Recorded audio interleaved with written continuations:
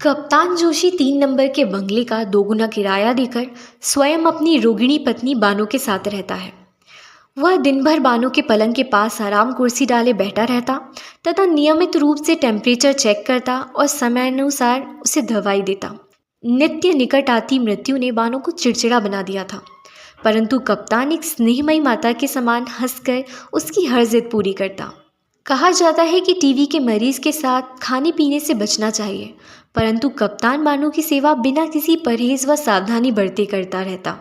Doctor व माता द्वारा बानो की मृत्यु हो जाने की संभावना व्यक्त करते हुए कप्तान को समझाया जाता है, परंतु फिर भी वह यथार्थ को जुटलाकर अपनी सहज व्यवहारिक चेष्टाओं तथा बानो के प्रति अगाध व निश्चल प्रेम को ज्यों का त्यों बनाए रखता है। नेपाली भाभी की मृत्यु से कप्तान तथा बानो को सत्य का आभास हो जाता है। नेपाली भाभी के पति वैभवी व्यापारी व्यक्ति थे। उनका यही व्यापार उन्हें अपनी पत्नी के प्रति उदासीन बना देता है। एक दिन नेपाली भाभी का खांसी का दौरा इतना बढ़ जाता है कि उनकी मृत्यु हो जाती है।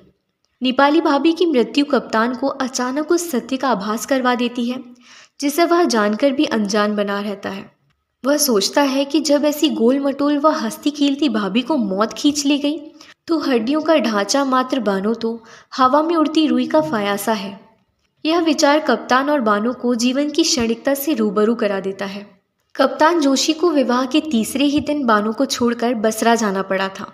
3 दिन की सुंदर नववधु को इस तरह अचानक छोड़कर जाना कप्तान को दुश्मन की गोलीबारी से भी भयंकर लगता है। उस समय बानो की आयु 16 वर्ष थी।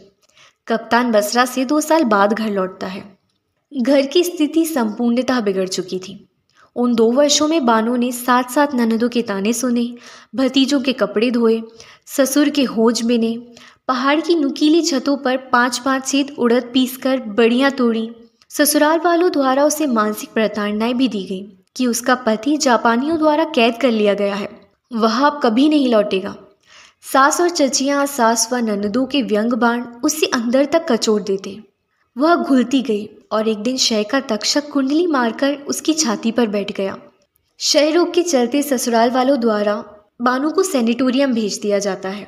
कप्तान जोशी बानो को देखने के लिए गोठिया जाता है, जहां एक प्राइवेट वार्ड के बरामदे में लेटी बानो को देखकर उसका कलेजा मुंह को आ जाता है।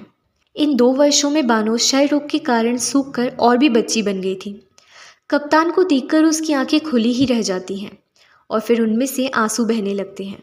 कहने और सुनने की आवश्यकता ही नहीं पड़ी। बानो के बहते हुए आंसुओं ने सारे उलाहनों को कप्तान के सक्षम व्यक्त कर दिया। सैनिटोरियम में एक अत्यंत क्रूर नियम था। रोगियों को उनकी अंतिम अवस्था जानकर उन्हें घर भेज दिया जाता था। बानो को दिन भर दस्त आना टीबी के मरीज के लिए खतरे से खाली नहीं होता, इसलिए डॉक्टर दयाल द्वारा कप्तान को कमरा खाली कर घर जाने का नोटिस दे दिया जाता है। कप्तान बनावटी बात कहकर बानो से चलने के लिए कहता है। बानो समझ जाती है कि उसका भी अंतिम समय निकट आ गया है। कप्तान देर रात तक बानो को बहलाता रहा और फिर बानो को नींद आ गई तो कप्तान भी अपने पलंग पर जाकर सो गया। सुबह होते ही बानो के गुमशुदा होने की खबर चारों ओर फैल जाती है। दूसरे दिन बड़ी दूर रथी घाट पर बानो की साड़ी मिलती है। अभागी बानो मृत्यु से पूर्व ही मृत्यु से मिलने चली जाती है। बानो की साड़ी नदी के घाट से मिलना उसके द्वारा आत्महत्या करने का संकेत देती है। जब कप्तान को पूरा विश्वास हो गया कि बानो अब इस दुनिया में नहीं रही तो घर वालों के जोर देने पर वह दूसरा विवाह कर लेता है। दूसरी पत्नी प्रभा से उसे 2 बेटे एवं एक बेटी है और वह भी कप्तान से मेजर बन जाता है। लगभग 16 वर्ष बाद नैनीताल में वैष्णवियों के दल में उसे लाटी मिलती है, जो यथार्थ में बानो थी। अधेड़ वैष्णवियों के बीच बानो जब लाटी के रूप में मिलती है तो मेजर उसे पहचान लेता है। पता चलता है कि गुरु महाराज ने अपनी औषधियों से उसका क्षय रोग ठीक कर दिया था, लेकिन इस प्रक्रिया में उसकी स्मरण शक्ति और आवाज़ दोनों चली गई।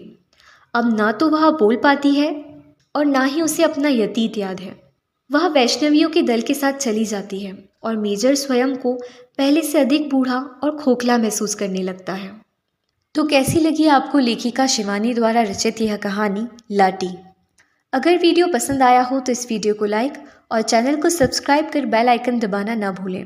मिलते हैं अगले वीडियो में एक नई कहानी के साथ। तब तक के लिए गुड बाय।